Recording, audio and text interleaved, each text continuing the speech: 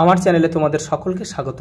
আজ আমরা class 12-এর third সেমিস্টারের রায়ান মার্টিন প্রশ্নবিচিত্রা থেকে বাংলার চতুর্থ মডেল স্কুল সলভ করব।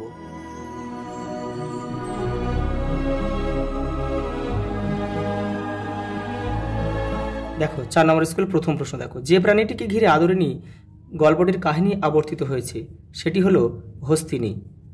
ইহার পর 2 মাস মাত্র মুখোপাধ্যায় মহাশয় জীবিত ছিলেন। কারণ কি? দেখো, আদরিণীর মৃত্যুজনিত শোক তাকে ব্যথিত করেছিল। পরেটা দেখো, আদর যাও মা বামুনহাটের মেলা দেখে এসো।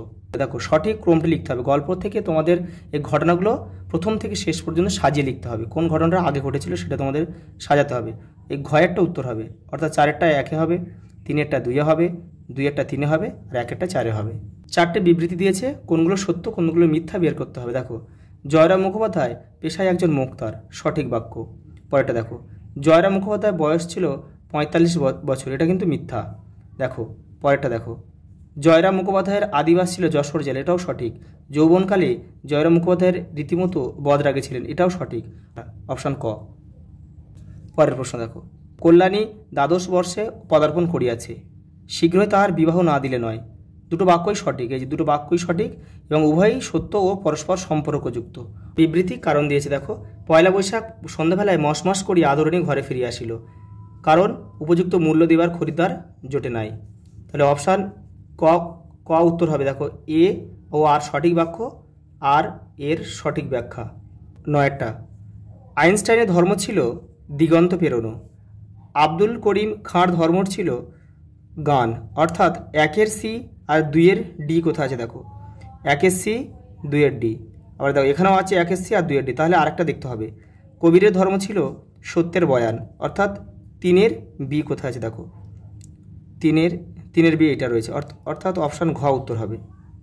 তবে কেন অন্য পথ ভাবায় তোমাকে, শ্রীজাতের লেখা ধর্ম কবিতাটি সনেট। শানিত ইস্পাতখণ্ড অভঙ্গুর, যা সম্পর্কে কবি এ মন্তব্য, সেটা হলো ভালোবাসা। শুধু আশীর্বাদী দুটি সরঞ্জাম হলো বিশ্বাস ও ভালোবাসা। 14টা, বাক্যের সঠিক ক্রমটি হলো, দৌড়ানি দিলেন সাজিয়ে, দিগ্বিজয়ে যেতে হবে রক্তে আমি রাজপুত্র, শুধু আশীর্বাদী দুটি সরঞ্জাম। কবিতার নাম মুখস্থগুলো কিন্তু তোমরা করতে পারবে না, এই ক্ষয়েরটা উত্তর হবে। অর্থাৎ 3-এর বাক্যটা 1-এ হবে, 2-এরটা 2-এ, 1-এরটা 3-এ, 4-এরটা 4-এ। পরেরটা দেখো, দিগ্বিজয়ের রূপকথা কবিতা অনুসারে জাদু অশ্ব সম্পর্কে কোন বিকল্পটি সঠিক? দেখো, কয়েকটা হবে। দেখো, জাদু অশ্ব মরুপথে উঠ, আকাশপথে পুষ্পক, সিন্ধু চলে সপ্তডিঙা, তেপান্তরে পক্ষীরাজ। 16টা কি বলেছে? দেখো, স্বামীজি আমেরিকা থেকে উদ্বোধন পত্রিকার সম্পাদককে পত্র লিখেছিলেন 1900 খ্রিস্টাব্দের 20 ফেব্রুয়ারি। দেখো, মহাভাষ্য কার লেখা? পতঞ্জলির লেখা। বাংলাদেশের স্থানে স্থানে রকমারি ভাষা, প্রাবন্ধিকের মতে প্রাকৃতিক নিয়মে যেটি বলবান হচ্ছে এবং ছড়িয়ে পড়েছে সেইটি নিতে হবে, অর্থাৎ কলকাতার ভাষা, কলকাতায় যে উপভাষা প্রচলিত, রাঢ়ী। পরের প্রশ্ন দেখো, 19 বিবৃতি দিয়েছে, কারণ দিয়েছে। স্বামীজির মতে বিজ্ঞান এবং সমাজে সাধারণের মধ্যে একটা অপার সমুদ্র দাঁড়িয়ে গেছে, কারণ আমাদের দেশে প্রাচীনকাল থেকে সংস্কৃতয় সমস্ত বিদ্যা সীমাবদ্ধ ছিল। দেখো, এ ও আর দুটোই সঠিক এবং আর এর সঠিক ব্যাখ্যা, এটা উত্তর হবে। পরের প্রশ্ন দেখো, দুটো বিবৃতি দিয়েছে। ভাষা ভাবের বাহক, ভাবই প্রধান, ভাষা পরে।